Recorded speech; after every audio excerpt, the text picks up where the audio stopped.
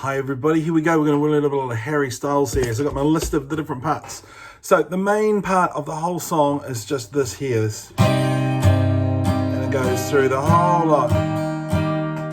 Now you can play F like a major seventh or like a bar chord if you want to. Right, so that just goes all the way through. Without the capo, you'd have to play it like this. C minor, E flat, and then an A flat there with bar chords. Right, so let's just firstly go through guitar part number one.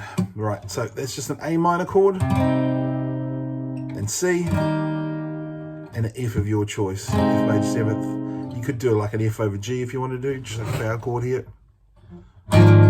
which is kind of dreamy, but that's the basic part. Okay, so that just runs through 1, 2, 3, 4, 1, 2, 3, 4. 1, 2, 3, 4, 1, 2, 3. Then right on the end of the last count of the fours, on the 8, we're going to go, and that's a G. You could play a G, but you might as well just do that. So you're just going.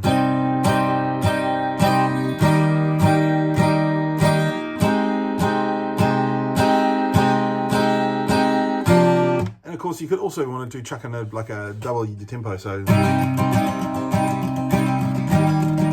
Etc, etc. Okay, now guitar number 2 is in the 6th fret, and this is just a nice little thing to sort of mimic what's going on with the nice synthesizers and things that are in there. So the first one is an A sus2 over F sharp, which is actually a C sharp minor kind of. So we're going to take our 2 middle fingers here, and they're going to go right here on the D and G strings, and then we're going to chuck our index straight over the top, and the 2nd fret right here. Can you see that? Yep. And there's your chord. I love it. So that's the first one. And then we're going to... oh, I'm live, so I'm not stopping to edit that out. Here we go. Then we do an A. I'm just going to move this camera down a bit. Cool. Then an A, and then a D. And we play the D again. And we move the D up 2 frets. Just to accent that nice little change to this G here. So it's like this. And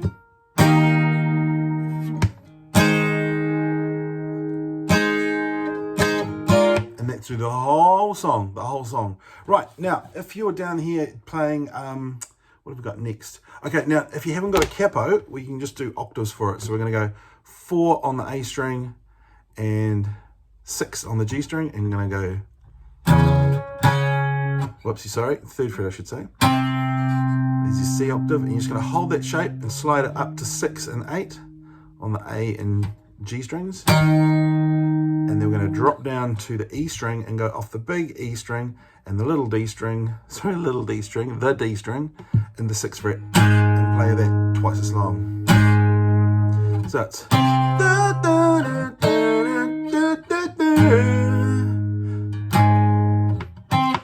Cool. Okay, now if you are in the 3rd fret, there's also the little pre-chorus riff, which goes,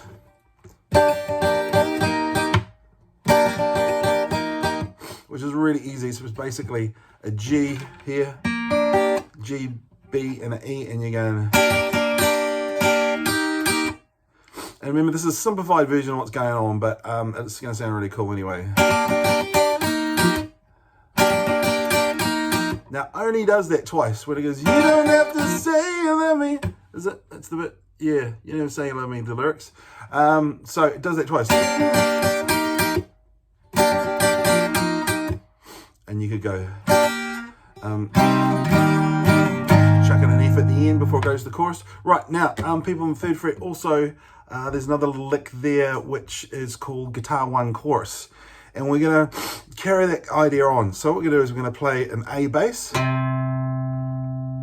and then a C bass in the 3rd fret on the A string, and then we're going to do an F bass down here, 1st fret on the big E string. Excellent. All right, so that's going to sound like this. So we chuck that in with this. We're going to go.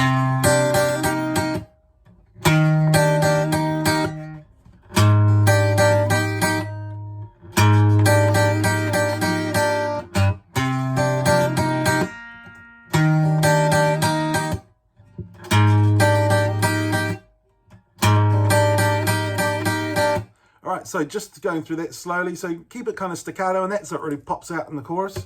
Playing an A bass here, and we're going, and I kind of find upstrokes gives you a bit more chop through. And then we're going to put our index finger first fret on the B string. So.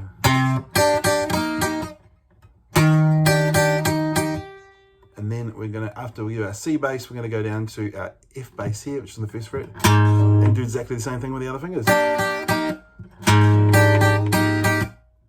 And then the very last time we're going to go,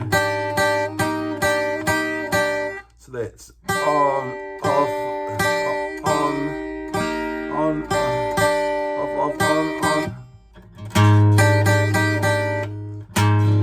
So in total I'll be able to play that right through.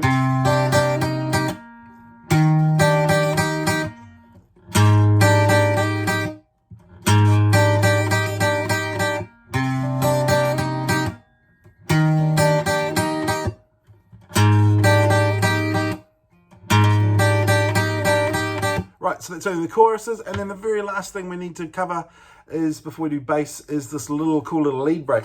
So most of it is all on the E string, and we're going to be going through here. In fact, we'll just take this off. Actually, no, I'll leave it on.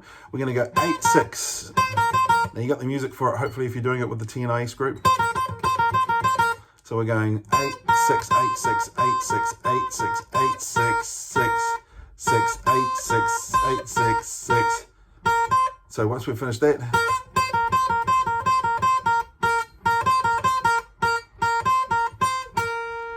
we go right up to the 11th fret, and then we do a nice little slide down to this note here, which is 4th fret on the G, and we go. So that there is, we're talking in actual frets, goes 4, 6, 8, 6, 4, 6, 6, 4, 5 on the G.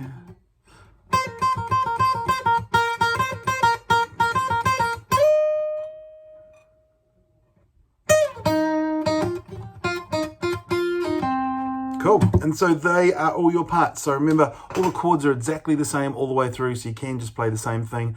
You can play the other bits and chuck them in. And there's a solo.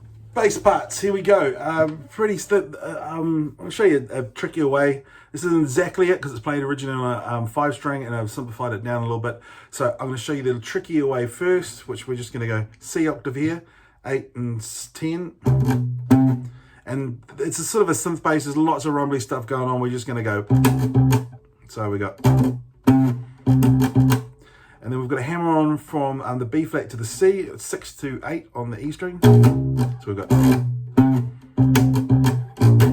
hammer here. Then we're going to do an E flat octave here, 6 and 8 on the A and G strings. Then we're going to do a very quick hammer here from the E flat to an F, 6 to 8 on the A. Then we're going to do an A flat octave. Now, there's a little rumbly bit in the keyboard, so we're going to try and replicate that and do a slide from the 3rd. So we're going to go. Right, cool. So we've got. Then there's this nice little turnaround, which goes. So we've got A sharp or B flat there, E flat or D sharp. And we go back to our B flat. Chucking an F. So the whole thing slow-mo goes C, B flat, E flat, sorry.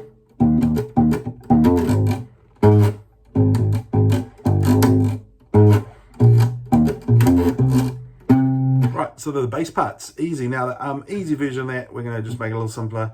We're just going to go here. Sorry. Definitely need to have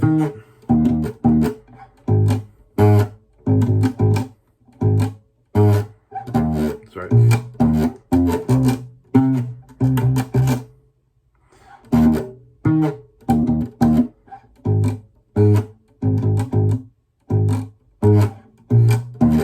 So just slightly simpler, and we've talked about it in class. All right, all the best, guys.